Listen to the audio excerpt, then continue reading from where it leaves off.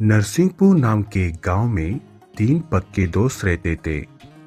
भुवन, गगन और इंदु। तीनों हमेशा खेलना, पाठशाला जाना और पढ़ाई करना साथ में करते थे। तीनों नई नई चीजों के बारे में जानने के लिए हमेशा उत्सुक रहते थे। एक दिन तीनों खेलते खेलते गांव के नजदीकी जंगल के रास्ते की ओर जा रहे थे। तभी उस गांव की एक बूढ़ी दादी माँ उन बच्चों को देखकर जल्दी से उनकी तरफ जाकर उनको आवाज लगाती है। रुको बच्चों, उस तरफ मत जाओ। क्यों दादी माँ, क्या हुआ? आप हमें क्यों रोक रही है? उस तरफ गांव का कोई भी व्यक्ति जाने से डरता है। आप लोग भी मत जाओ। क्यों डरते हैं दादी माँ? क्या है उस रास्ते पर? हमें जानना है। बहुत सालों से गांव का कोई भी इस जंगल के रास्ते से नहीं जाता है, क्योंकि इस रास्ते पर बहुत सारे लुटेरे भूत रहते हैं। वो लोगों को डराकर उनसे उनकी सामान चुराते हैं। दादी माँ की बात सुनकर बच्चे वहां से गांव की तरफ चले जाते हैं। दूसरे दिन भुवन और इंदु बैठकर जंगल के उस रास्ते के बारे में चर्चा कर रहे थे। उतने में गगन वहां आता है। आप दोनों यहाँ बैठकर किस बारे में बात कर रहे हो? हम दोनों कल दादी माँ बताए हुए जंगल के रास्ते के बारे में सोच रहे हैं। भुवन, आखिर भूत क्यों सामान चुराते हैं? भूतों को सामान की क्या आवश्यकता है? मुझे इसमें कुछ गड़बड़ लगता है।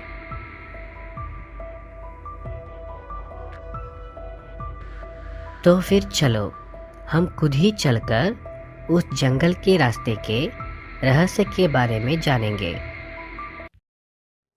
तीनों लोग उस जंगल के रास्ते की ओर निकल पड़ते हैं।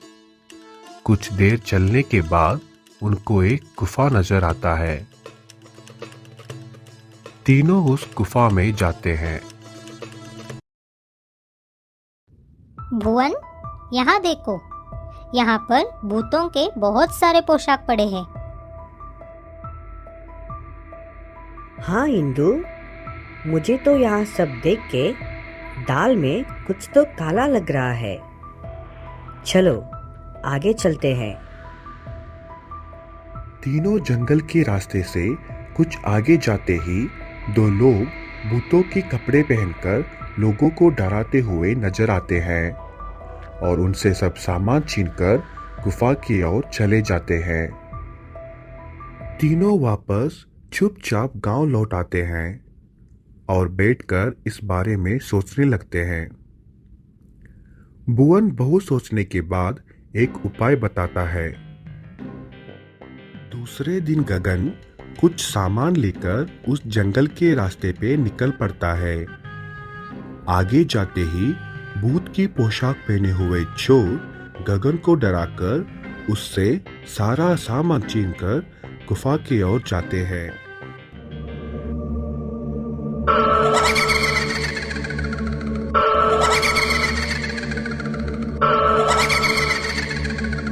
बचाओ!